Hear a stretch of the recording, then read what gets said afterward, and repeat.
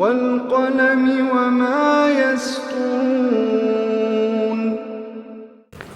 ناظرین السلام علیکم ورحمۃ اللہ وبرکاتہ۔ سیدھی بات کے پرائم ٹائم میں آپ لوگوں کا استقبال ہے۔ میں انصار عزیز ندوی آج ایک اہم ترین موضوع پر گفتگو کرنے جا رہا ہوں۔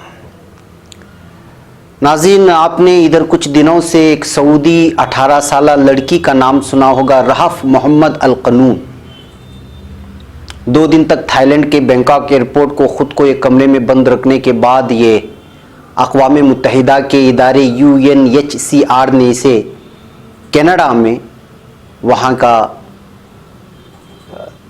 شہریت دینے کی بات کی یا پھر وہاں پر اس کو پناہ دینے کی بات کہی تھی۔ اس کی بہت ساری تفصیلات ہیں۔ دراصل رحف محمد القنون اور اس جیسی کئی سعودی لڑکیاں جو یہاں سے دین بیزار ہو کر کے، والدین سے بیزار ہو کر کے، وطن سے بیزار ہو کر کے جو چلی گئی ہیں، ان کے آڑ میں پورا عالمی صہیونی یہودی میڈیا اسلام کو اور مسلمانوں کو خواتین کے حقوق کا بیان کرتے ہوئے بدنام کرنے کی ہمیشہ کوشش کرتا ہے، اور ان کا ساتھ خود ہمارے مسلمان لڑکیاں بھی دیتی ہیں اور وہ لوگ بھی دیتے ہیں جو ملحد قسم کے، جو دین بیزار ہوتے ہیں اور اسلام سے جن کو خارج کہا جا سکتا ہے۔ تو میں انہی تفصیلات کو کہ کیوں آخر یہ لڑکیاں گمراہ ہو رہی ہیں، آخر کیا وجہ ہو سکتی ہے، اور اسلام میں خواتین کو لے کر کے کیا حقوق بیان کیے گئے ہیں، اس کی حقیقت کیا ہے، میں اس کی عکاسی آپ لوگوں کے سامنے کرنے کی کوشش کروں گا، تاکہ ہماری مسلم بہنیں جو اس طرح کی خبروں کو دیکھ کر کے بہت زیادہ ہی ملحدانہ سوچ اور فکر رکھنے کی کوشش کرتے ہیں، یا اس طرح کی فکر اور خیال ان کے ذہنوں میں پیدا ہو جاتا ہے، ان کا ذہن صاف ہو سکے۔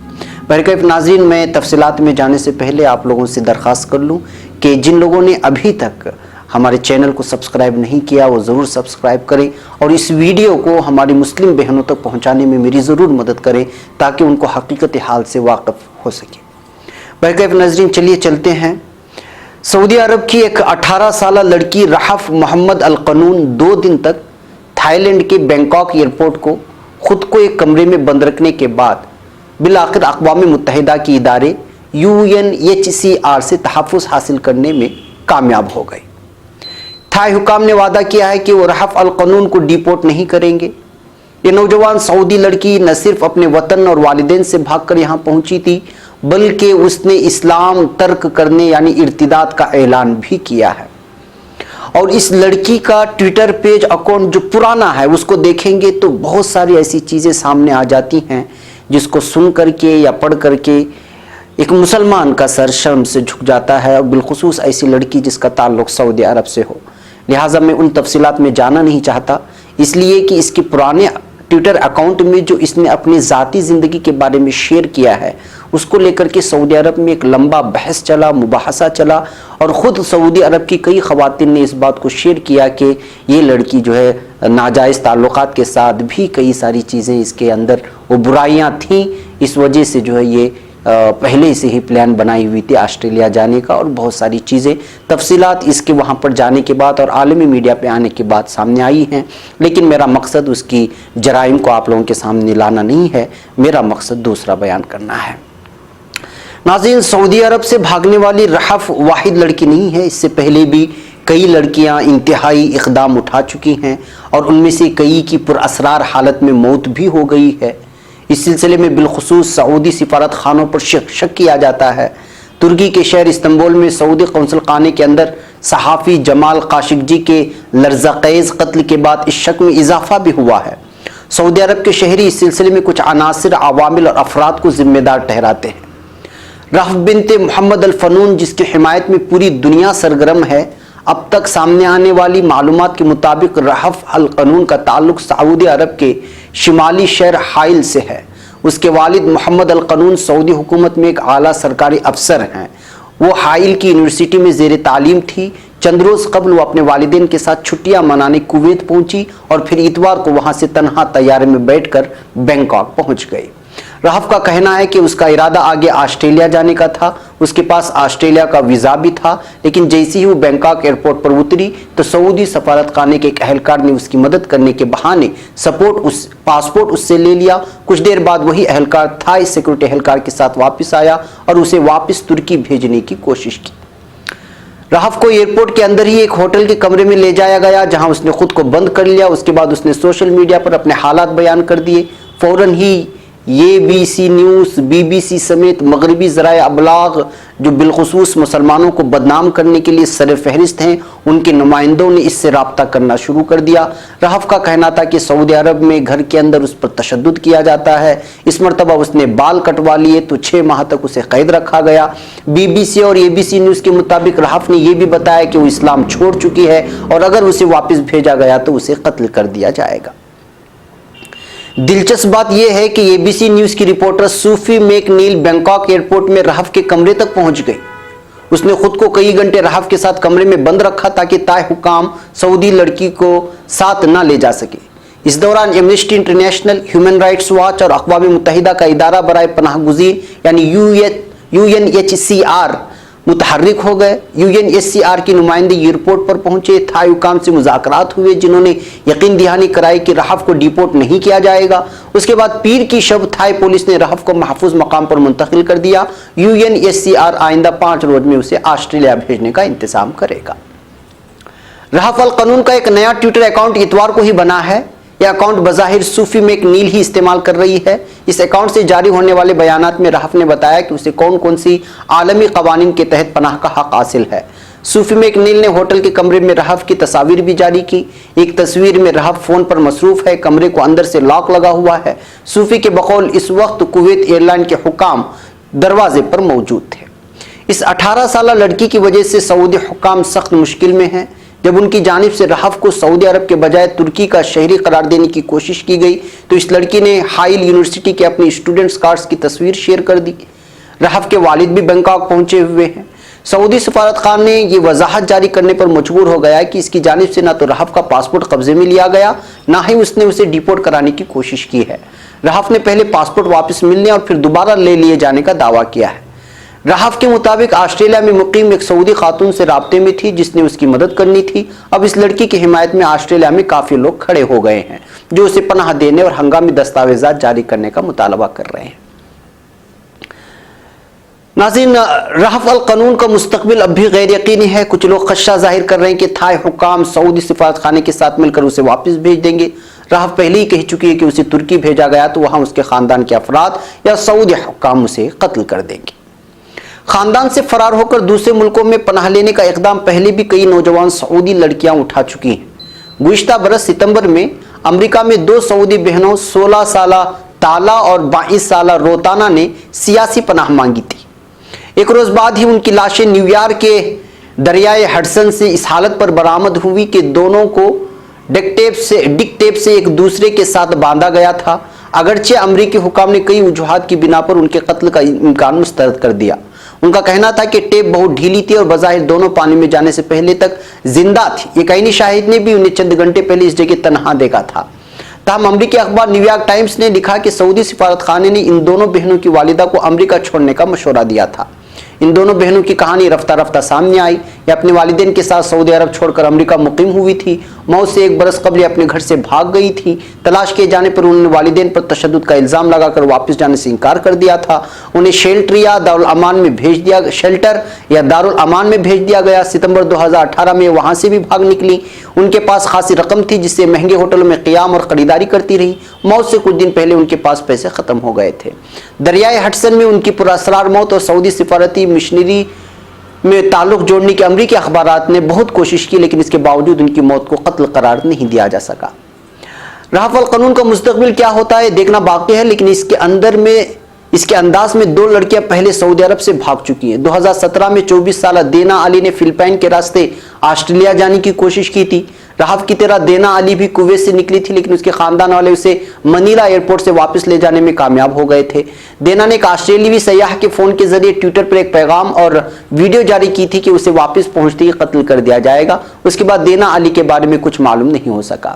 دینا علی کے برعکس ایک اور لڑکی شہد المحید کا انجام اچھا ہوا۔ 16 سالہ شہد اپنے خاندان کے ساتھ چھٹیاں گزارنے اگست 16 میں ترکی گئی تھی، وہاں سے وہ جارجیا بھاگ گئی۔ رہف کی طرح سعودی حکام نے پہلے شہد کے بھی سعودی شہری نہ ہونے کا دعویٰ کیا۔ اس دوران اس کی سویڈن جانے کی خبریں آئیں، تاہم 2017 میں شہد اپنی مرضی سے واپس سعودی عرب آ گئی۔ واپسی کے بعد وہ انسانی حقوق کے لیے آواز اٹھانے لگی۔ اتوار کو اس نے رہف کے حق میں بھی بیان جاری کیا۔ رہف القانون کے فرار پر متعدد سعودی شہریوں نے سوشل میڈیا کے ذریعے اس کے والدین سے ہمدردی کا اظہار کیا ہے، جبکہ رہف پر تنقید کی گئی ہے۔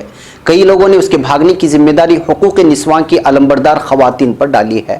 اسی طرح کی باتیں شہد المجید کے فرار کے بعد بھی کہی گئی تھی۔ اس وقت بھی شہد کو گمراہ کیے جانے کا دعویٰ کیا گیا تھا۔ اس سلسلے میں 3 خواتین سے تفتیش کی اطلاعات بھی آئی تھی جنہوں نے اسے بھگانے میں مدد کی۔ ان پر لڑکی کو اکسانے کا الزام تھا، جبکہ خبر بھی آئی کہ شہد سویڈن میں مقیم کسی خاتون سے بھی رابطے میں تھی۔ شہد کی طرح رہف کو بھی کئی لوگوں نے متنبع کیا ہے کہ بیرون ملک اس کا جنسی استحصال کیا جائے گا اور وہ ذلیل و خوار ہو جائے گی۔ رہف کے معاملے پر تبصرے کرنے والے سعودی شہریوں نے اس کے الحاد یا ارتداد کے دعوے کو زیادہ اہمیت نہیں دی، تاہم مذہب بیزار حلقوں کی جانب سے اس معاملے کو اٹھایا جا رہا ہے۔ ان میں سے ایک پاکستانی نژاد کینیڈین طارق فتح جیسا خبیث انسان بھی ہے، جو اس طرح سے یہاں کی سعودی خواتین کو بھڑکاتا ہے اور ملک کے خلاف، وطن کے خلاف اور والدین کے خلاف غداری اور بغاوت کرنے پر اکساتا ہے۔ ناظرین، دراصل معاملہ یہ ہے کہ آزادی کے نام پر جو خواتین سعودی سے بھاگ رہی ہیں، جبکہ حالیہ دنوں میں سعودی عرب میں بہت ہی زیادہ اصلاحات کے نام پر آزادیاں دے دی گئی ہیں۔ سعودی عرب میں اس وقت جو آزادیاں موجود ہیں، شاید ہی سعودی عرب کے تاریخ میں اس طرح کی آزادیاں دی گئی ہوں خواتین کو۔ اصل معاملہ کیا ہے؟ اصل معاملہ یہ جو گمراہ ہوا جا رہا ہے یا سعودی لڑکیاں جو بھاگ رہی ہیں، تو وہ چیزیں ہیں جو میڈیا میں آ رہی ہیں۔ بصورت دیگر دوسری طرف سے دیکھا جائے تو سعودی عرب کے خاندان زیادہ تر یورپین ممالک میں رہنے کو پسند کرتے ہیں، اور آپ کو وہاں کے گلی کوچوں میں، وہاں کے بڑے بڑے بازاروں میں، چاہے یورپ کی کوئی بھی کنٹری ہو، وہاں جا کر کے دیکھیں گے تو آپ کو وہاں پہ عرب اور عرب خاندان بہت زیادہ نظر آئیں گے، اور باپردہ نہیں بلکہ بے پردہ نظر آئیں گے۔ اب جو بغاوت سامنے آ رہی ہے اور یہ لڑکیاں باہر جا رہی ہیں، اور میڈیا میں جس انداز میں سعودی عرب کو اور وہاں کے اور بالخصوص اسلام میں خواتین کے حقوق کو لے کر کے جو باتیں کی جا رہی ہیں، اور جب کبھی بھی اس طرح کا ایک بھی معاملہ میڈیا میں آتا ہے تو بالخصوص اسلام میں خواتین کے حقوق کو لے کر کے بات کی جاتی ہے، لیکن جبکہ حقیقت یہ ہے کہ اسلام نے خواتین کو سب سے زیادہ حقوق دیے، اور اسلام کو اور خواتین کو ان کی شناخت، ان کی پہچان ہی سب سے زیادہ اگر کوئی مذہب نے دیا ہے تو اسلام مذہب ہے، لیکن شاید ہم لوگوں کو یا ہمارے خواتین کو یہ باتیں پہنچانے میں ناکام رہے۔ نغمہ پروین ایک ریسرچ اسکالر ہیں، انہوں نے ایک بہترین مضمون لکھا ہے، اس کی کچھ تفصیلات میں آپ لوگوں کے سامنے رکھتا ہوں تاکہ آپ کو پتہ چلے کہ عورت جو ایک عرصے دراز سے مظلوم چلی آ رہی تھی، اس کو سب سے پہلے اس کے حقوق کو کس نے پہچانا اور اس کو شناخت کس نے دی۔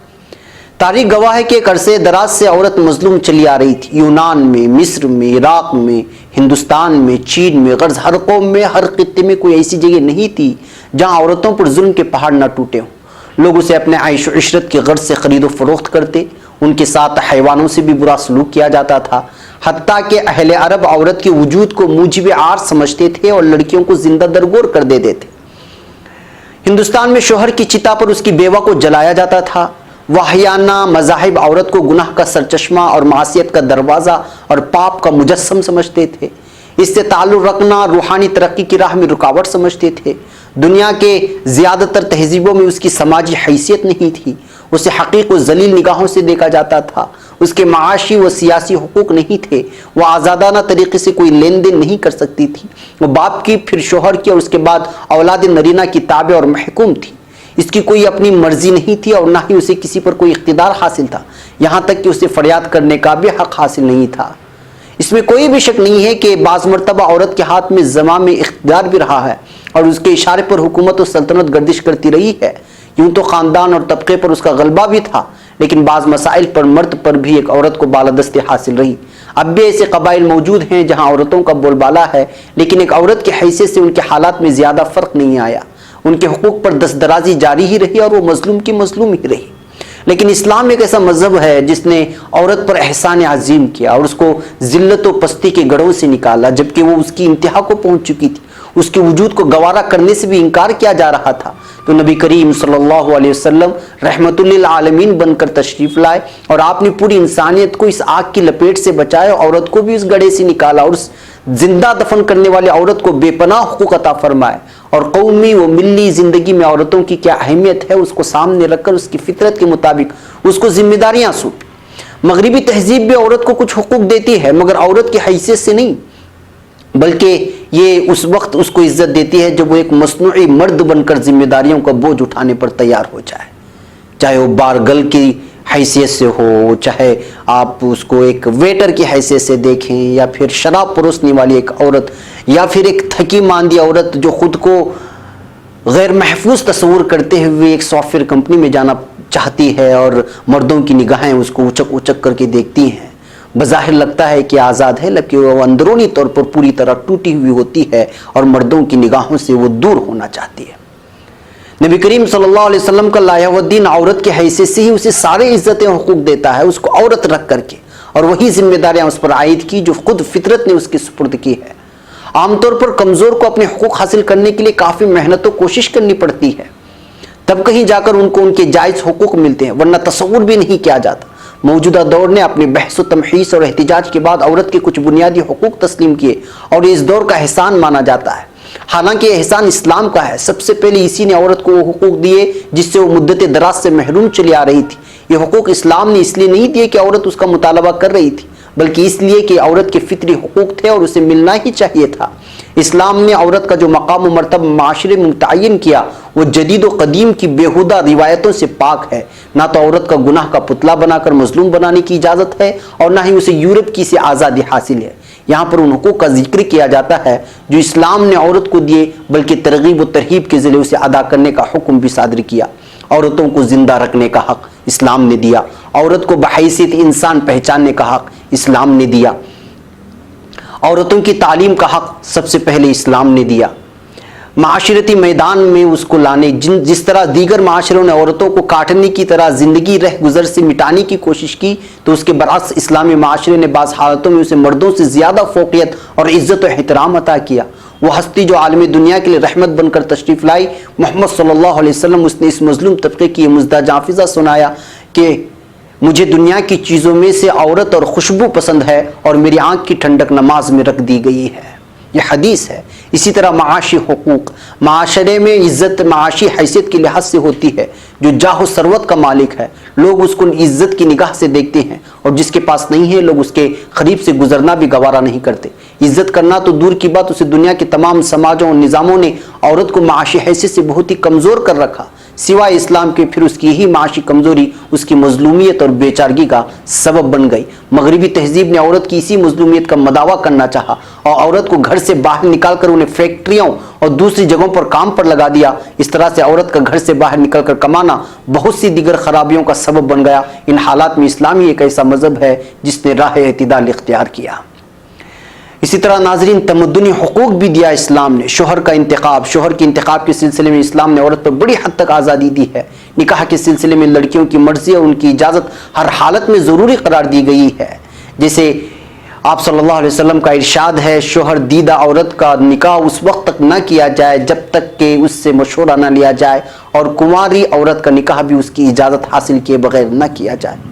اسی طرح خلا کا حق دیا گیا۔ اسلام نے عورت کو خلا کا حق دیا ہے کہ اگر ناپسندیدہ، ظالم اور ناکارہ شوہر ہے تو بیوی نکاح کو فسخ کر سکتی ہے، اور یہ حقوق عدالت کے ذریعے دلائے جا سکتے ہیں۔ حسن معاشرت کا حق دیا، بیویوں کے حقوق متعین کیے، اور عورتوں کا معاشرتی مقام اسلام کی نظر میں کیا ہے اس کو دیکھیے کہ اسلام میں معاشرتی حیثیت سے عورتوں کو اتنا بلند مقام حاصل ہے کہ اس کا اندازہ اس بات سے لگایا جا سکتا ہے کہ معاشرت کے باب میں اللہ تعالیٰ نے خاص طور پر مرد کو مخاطب کر کے حکم دیتا ہے کہ ان کے ساتھ معاشرت کے باب میں معروف کا خیال کیا جائے، تاکہ وہ معاشرت کے ہر پہلو، ہر چیز میں حسن معاشرت برتیں۔ اللہ تعالیٰ فرماتا ہے، اور ان عورتوں کے ساتھ حسن معاشرت کے ساتھ زندگی گزارو اگر وہ تم کو ناپسند ہوں تو ممکن ہے کہ تم کو یہ چیز ناپسند کرو، اور اللہ اس میں خیر کثیر رکھ دے۔ یہ سورہ نساء کی 19ویں آیت ہے۔ ناظرین، آزادی رائے کا حق بھی دیا۔ اسلام میں عورتوں کی آزادی کا حق اتنا ہے کہ جتنا کہ مرد کو حاصل ہے، خواہ وہ دینی معاملہ ہو یا دنیاوی، اس کو پورا حق ہے کہ وہ دینی حدود میں رہ کر ایک مرد کی طرح اپنی رائے آزادانہ استعمال کرے۔ ناظرین، مسلمان عورتوں کے حقوق، ان پر اعتراضات کا جائزہ سے جلال الدین عمری صاحب کی یہ تصنیف ہے، تحقیق و تصنیف ہے، اس کو آپ پڑھیں۔ اس کی طرح اور بھی بہت ساری کتابیں جو عورتوں کے حقوق کے سلسلے میں، خواتین کے حقوق کے سلسلے میں بیان کی گئی ہیں، اس کو ہم لوگوں کو مطالعے میں رکھنا چاہیے تاکہ ہم اپنی خواتین کو بتا سکیں کہ اسلام نے خواتین کو کس طرح کا جو ہے حق دیا ہے۔ جو بغاوت سعودی عرب سے اٹھ رہی ہے وہ بغاوت ہمارے یہاں سے بھی اٹھ سکتی ہے، اور بغاوت اٹھ رہی ہے۔ آزاد خیال کے خواتین آج 3 طلاق کو منع کر رہے ہیں، جو حالات ابھی پیدا ہو رہے ہیں، آگے جا کر کے یہ دوسری چیزوں پر بھی اعتراض کر سکتے ہیں۔ اس کے لیے میری اور آپ کی ذمہ داری بنتی ہے کہ ہم خواتین کو ان چیزوں کے سامنے صرف کتابوں میں رکھ لینے سے نہیں ہوگا، ان لوگوں کو بتانا ہوگا کہ اسلام میں کس طرح کی خواتین، کس طرح کے حقوق خواتین کو میسر کیے ہیں، چاہے وہ حدیث کے ذریعے سے ہو یا قرآن کی آیتوں کے حوالے سے۔ ہمیں ان کے سامنے ان تمام تفصیلات کو لانا ہوگا، کیونکہ جس انداز میں بغاوتیں اٹھ رہی ہیں، اور سوشل میڈیا کا اس میں سب سے بڑا کردار ہے۔ آزادی نسواں کے نام پر یہ تمام ساری کی ساری بغاوتیں صرف اسلام کے خلاف ہو رہی ہیں، اور اسلام میں برقعے کو لے کر کے، حجاب کو لے کر کے یا دیگر چیزوں کو لے کر کے جو ملحدانہ خیال رکھنے والے، ملحدانہ فکر و خیال رکھنے والے، ان خیالات کو جنم دینے والے طارق فتح جیسے خبیث لوگ اس کو کسی بھی ملک کے کوئی کونے میں بیٹھ کر کے سوشل میڈیا کے ذریعے سے بغاوت اٹھا رہے ہیں، اور ہماری خواتین کو، ہماری نوجوان نسل خواتین کو، ان کو بھڑکانے کی کوشش کر رہے ہیں۔ اور اس کا نتیجہ جو نکل رہا ہے وہ سعودی عرب میں آپ کو معلوم ہے، اقوام متحدہ جیسی بڑی بڑی تنظیمیں اس بات کو لے کر کے جو ہے اس پر اعتراض کرنے کے بجائے وہ پناہ دینے کے لیے اگر تیار ہو جاتی ہیں، BBC ABC جیسے عالم کے بہت بڑے بڑے سوشل میڈیا اور دیگر میڈیا، انٹرنیشنل میڈیا، قومی میڈیا، اس کو لے کر کے چھوٹی سی بات کو لے کر کے اگر 3 گھنٹے 4 گھنٹے ڈیبیٹ کرتا ہے اور 8 دن تک ایک خبر کے پیچھے رہتا ہے، تو اس میں اس کا مقصد صرف یہی ہے کہ وہ اسلام کو بدنام کریں اور مسلمانوں کو بدنام کر سکیں۔ لہٰذا ناظرین، میری اور آپ کی ذمہ داری یہاں پہ یہ بن جاتی ہیں کہ ہم اپنی گھر کی خواتین کو یہ سمجھائیں کہ اسلام نے ان کو کیا حقوق دیے ہیں۔ آج کے پرائم ٹائم کا یہی پیغام ہے۔ ہمیں امید ہے کہ سعودی عرب میں اٹھنے والی بغاوت کے پس منظر میں جو میں نے تفصیلات رکھی ہیں، وہ تفصیلات آپ اپنی بہنوں تک پہنچانے میں میری مدد کریں گے، اور جن لوگوں نے ہمارے چینل کو سبسکرائب نہیں کیا ہے وہ ضرور سبسکرائب کریں گے۔ مجھے یہاں پر اجازت دیں۔ السلام علیکم ورحمۃ اللہ وبرکاتہ۔